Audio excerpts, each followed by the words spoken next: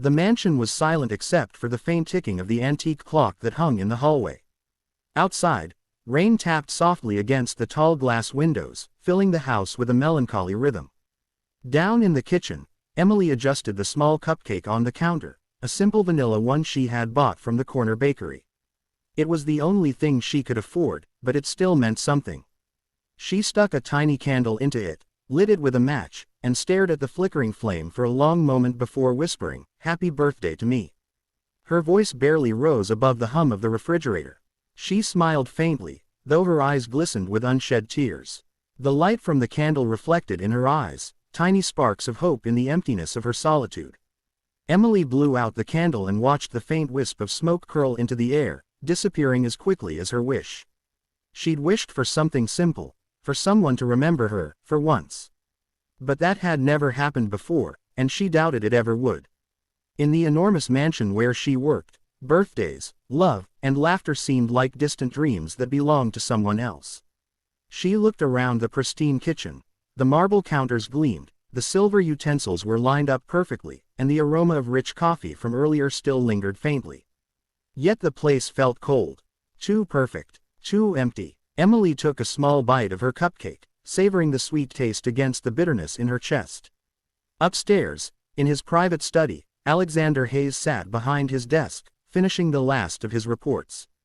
The billionaire was known for his precision and control, every minute of his day planned, every decision calculated. Yet, as he leaned back in his chair, something caught his attention on one of the mansion's security screens. It was the kitchen feed, and there she was, his housemaid, sitting alone at the counter with a single candle, softly singing to herself. He frowned slightly, his pen falling still in his hand. He hadn't realized it was her birthday. The sight of her alone tugged at something inside him, a quiet ache he hadn't felt in years. He zoomed the camera in unconsciously, watching as she smiled sadly and closed her eyes to make a wish. It was such a small, innocent moment, but it hit him harder than any corporate deal ever could. For years, he had surrounded himself with people, business partners, guests, acquaintances, yet somehow, he had been lonelier than ever. Watching Emily sit there, eating a cupcake in silence, made him question the life he'd built. All his wealth, his power, his luxury meant nothing if he couldn't even share a simple human moment like that. Down in the kitchen, Emily finished her cupcake and started cleaning up. She hummed softly, a tune her mother used to sing when she was little. For a moment, she pretended she wasn't a maid in someone else's house, that the kitchen was her own, that friends would soon walk through the door with laughter and gifts. But the illusion faded quickly. No one was coming. She wiped the counter, took one last look at the dark window, and whispered to her reflection, "Maybe next year." Her words echoed softly, swallowed by the vast emptiness of the mansion. Upstairs, Alexander closed his laptop and stood, his expression unreadable. He wasn't sure why, but he couldn't ignore the sight of her sitting there alone. Something deep inside told him to go down there, to say something, anything. It wasn't pity, it was curiosity. Maybe even empathy. As he walked through the silent halls, the sound of his footsteps echoed faintly. He hadn't walked through his own kitchen in months, he had people for that. But tonight, something felt different.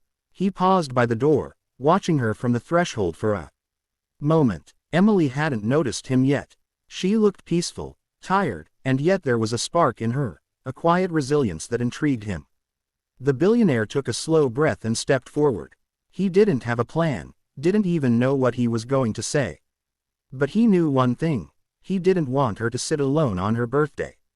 Not tonight. Emily jumped when she heard the soft creak of the kitchen door. The mop in her hand nearly slipped as she turned, her heart thudding in her chest. Standing in the doorway, framed by the dim light of the corridor, was Alexander Hayes himself, the man she had only seen from a distance, always in perfectly tailored suits, always surrounded by people who treated him like a king. "Mr. Hayes," she stammered, setting the mop aside and straightening her apron. I'm so sorry. I didn't mean to make noise. I'll clean up and go right away." Alexander raised a hand gently, his deep voice calm but carrying a warmth she had never heard before. "It's all right, Emily. You're not in trouble." He stepped into the kitchen, his polished shoes tapping softly on the tiled floor. I saw the light and thought I'd check what was going on. Emily blinked, nervous and unsure of what to do. He never came down here, never. This was staff territory, a world far removed from his luxurious offices and grand meetings. She looked at the table where the cupcake plate still sat, a single crumb left behind, and embarrassment flooded her cheeks. He followed her gaze, his eyes softening. You were celebrating, he said quietly. Your birthday, right? She hesitated before nodding. Yes, sir. Just a small one. For a moment, he said nothing. The sound of the rain outside filled the silence between them. Then, to her utter shock, he spoke again, this time with a slight smile tugging at his lips. Can I sit with you? Emily froze. She wondered if she'd heard him right. Sir, can I sit? He repeated, his tone light, almost teasing now. Or do you only allow guests with invitations? Her eyes widened, and a nervous laugh escaped her. No, of course not. I just didn't expect you'd want to.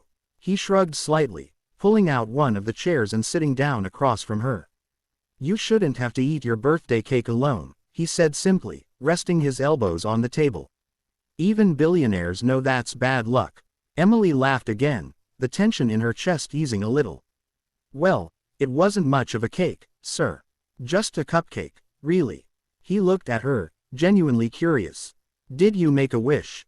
Her smile faltered slightly. I did, but it's silly. I like silly things, he replied softly. What was it? She looked down at her hands, tracing invisible circles on the table.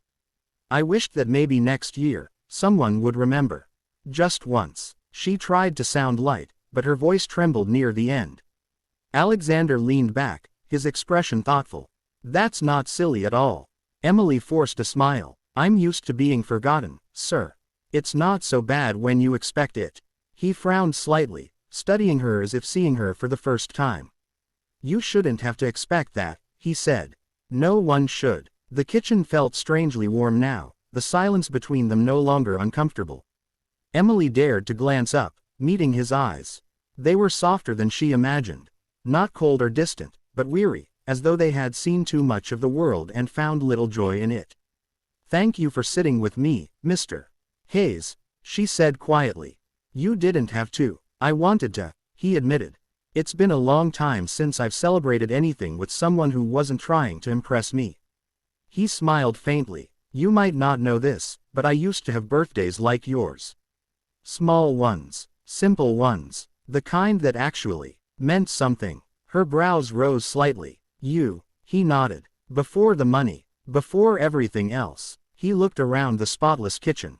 Funny how we build bigger lives, but sometimes end up lonelier. Emily's heart softened at his words. She didn't know what made this powerful man come down here tonight, but she could sense something human beneath the layers of control he always carried. Maybe, she said quietly, we both needed some company tonight. Alexander smiled again, this time more genuinely. Maybe we did. The clock ticked softly in the background, and for a brief, beautiful moment, neither of them spoke. The billionaire and the maid sat across from each other, two strangers bound by the quiet ache of loneliness, sharing a silence that felt like understanding. He reached for the cupcake wrapper still on the counter, turned it thoughtfully in his fingers, and then looked at her. Next time, he said softly, you should have a real cake. She laughed, a bright sound that filled the empty kitchen. Maybe next time, sir, I will. And for the first time that night, Emily didn't feel invisible anymore. The rain outside had softened to a steady drizzle, painting silver streaks across the kitchen windows. Emily sat across from Alexander, still trying to process that her billionaire employer was actually sitting there, talking, listening, even smiling. The strangeness of it made her heart flutter nervously, but there was something disarmingly gentle about him tonight, something that made her forget for a while who he was. They had been talking for a while now, about small things at first, how long she had worked in the mansion, the long hours, the quiet mornings when she was the first one awake. He asked simple questions, and she answered shyly, not used to being the center of anyone's attention. Then, without realizing how, she began to open up. I used to dream about becoming a nurse, she said softly, her fingers playing with the edge of the napkin. Helping people. Making a difference, you know. But dreams don't really wait around for people like me. Alexander tilted his head. Why do you say that? She gave a small, humorless laugh. Because dreams cost money. And time. And I didn't have either. After my mom passed, I had to work wherever I could. Cleaning houses, babysitting, odd jobs, anything to pay rent. Then this job came along. It's stable, pays well. But sometimes, she hesitated, her voice barely a whisper, sometimes it feels like I disappeared into it. Alexander's gaze softened. He leaned forward, elbows resting on the table. You didn't disappear, Emily. You just survived. There's a difference. His words settled between them like a quiet truth. She looked up, meeting his eyes for the first time without fear or formality. They were deep and steady, holding a trace of sadness she hadn't noticed before. What about you, sir? She asked after a pause. Did you always want to be this? He smiled faintly. A billionaire, you mean? She flushed, embarrassed. I didn't mean. It's all right, he said gently. No, I didn't plan for any of this. My parents ran a small bookstore. I grew up stacking shelves, reading old novels that smelled like dust and coffee. When they died, I sold the shop to pay off their debts. I told myself I'd never be poor again. And I wasn't. He paused, staring at the marble counter as if it were a mirror reflecting his past. But in the process, I lost something else, something I didn't realize was important until much later. When you're busy chasing numbers, people fade into the background. Emily's throat tightened. That sounds lonely. It is, he admitted quietly. At every party, every business dinner, I'm surrounded by people. But when it's over, and the lights go out, there's no one who really knows me. No one who'd care if I disappeared tomorrow. The raw honesty in his voice made her chest ache. For a man who had everything, he sounded heartbreakingly empty. You know, she said softly, offering a small smile, loneliness doesn't care how rich you are. It just wants company. That made him laugh, a genuine, deep laugh that surprised them both. You might be the first person to tell me that without flinching. Emily smiled shyly. I've never been good at pretending, sir. He looked at her then. Really looked at her. The faint smudge of flour on her sleeve, the way her hair escaped its braid, the warmth in her eyes that seemed to reach through the walls he'd built around himself. For a fleeting moment, Alexander felt something shift inside him, something quiet but powerful. I think, he said slowly, you remind me of who I used to be. Emily blinked, unsure how to respond. Me, yes, before everything became complicated. He smiled faintly. You still see beauty in small things. Like that cupcake. Her cheeks warmed. It's all I had. And yet, you smiled when you blew out that candle. You didn't complain, didn't wish for more. That takes strength, Emily. Most people don't realize that. She looked down, a lump forming in her throat. No one had ever said something like that to her. For a while, they sat in silence again, listening to the rain. It wasn't awkward anymore, just peaceful. Two souls who had spent too long in solitude finding a strange comfort in each other's company. Finally, Emily spoke, her voice barely above a whisper. Maybe next year, we'll both have someone to celebrate with. Alexander's lips curved into a soft, sincere smile. Maybe we already do. Their eyes met, and for a single heartbeat, time seemed to pause. The billionaire and the maid, two lives from different worlds, quietly bound by the shared ache of being unseen. Neither of them said it aloud, but they both knew something had changed that night. Something that would stay with them long after the rain stopped. The next morning, sunlight poured through the tall windows of the mansion, spreading golden warmth across the marble floors. Emily arrived early, as she always did, her steps soft and sure. Yet today, something felt different. The memory of last night lingered in her heart. The quiet conversation, the laughter, the strange peace she'd felt sitting across from Alexander Hayes. It had been such a small, fleeting moment, but it had felt real. She entered the kitchen, expecting another ordinary morning. Coffee brewing, dishes to wash, breakfast to prepare. But as soon as she stepped inside, she froze. On the counter, where she had left her mop and bucket the night before, sat a bouquet of sunflowers, bright, golden, and full of light. Next to it was a small white box tied with a navy blue ribbon. A folded note rested beside it, with her name written in elegant handwriting, Emily. Her breath caught. No one ever left her gifts. Hands trembling slightly, she picked up the note and unfolded it. Happy birthday, Emily. Thank you for sharing your night with me. Her eyes stung as she read it again and again. A billionaire had taken the time to wish her, a maid whose birthdays had always gone unnoticed. She set the note down carefully and untied the ribbon, lifting the lid of the box. Inside was a crisp envelope with the seal of a local university printed on it. Confused, she pulled it open, and gasped. It was a scholarship letter. A full sponsorship for her to study nursing, tuition completely covered. For a moment, she just stood there, her hand over her mouth, her heart pounding so hard she thought it might burst. Footsteps sounded behind her, and she turned quickly, eyes wide.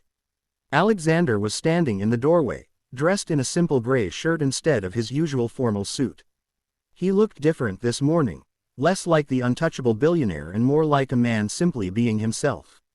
You shouldn't be up this early on your day off, he said softly, a faint smile curving his lips.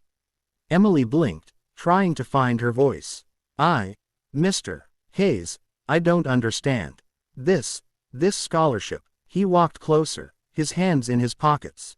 I made a few calls last night, he said simply. I know how much you've wanted to study nursing. Consider it a late birthday gift. Tears filled her eyes as she shook her head. Sir, this is too much. I can't accept. Yes, you can, he interrupted gently. You've earned it. You work harder than anyone in this house, and you never complain. You deserve a future that's yours. Her throat tightened as she whispered, why would you do this for me? He hesitated, then spoke softly, his voice full of something she couldn't quite name. Because sometimes, one act of kindness can change everything. You reminded me of that last night. Emily blinked rapidly, her vision blurring with tears. You didn't have to, sir, but thank you. Truly. He smiled, a rare, genuine expression that reached his eyes. You've given me something too, you know. She frowned lightly. What could I possibly give you? Perspective, he said quietly. And a reminder that being seen, really seen, is worth more than all the money in the world. For a moment, they just stood there, sunlight wrapping around them like a soft embrace. The distance between employer and employee didn't feel so wide anymore. He cleared his throat lightly. I was also thinking, maybe next year, we could celebrate properly. No cupcakes alone. A real cake. Deal. Emily laughed through her tears, nodding. Deal. He took a step back, his smile lingering. Now, go on. Take the morning off. You have a future to start planning. As he turned to leave, she looked down at the scholarship letter again, her heart swelling with gratitude and something she didn't have words for. Mr. Hayes, she called softly. He turned at the doorway. Thank you, for seeing me. His expression softened, and he replied simply, thank you for reminding me how. When he was gone, Emily looked once more at the bouquet of sunflowers, the brightest she had ever seen. The girl who had once celebrated her birthday alone was no longer invisible. And the man who had everything had finally found something he didn't even know he was searching for. For both of them, it wasn't just a birthday. It was the beginning of something new, a quiet promise of hope, connection, and second chances blooming in the most unexpected place.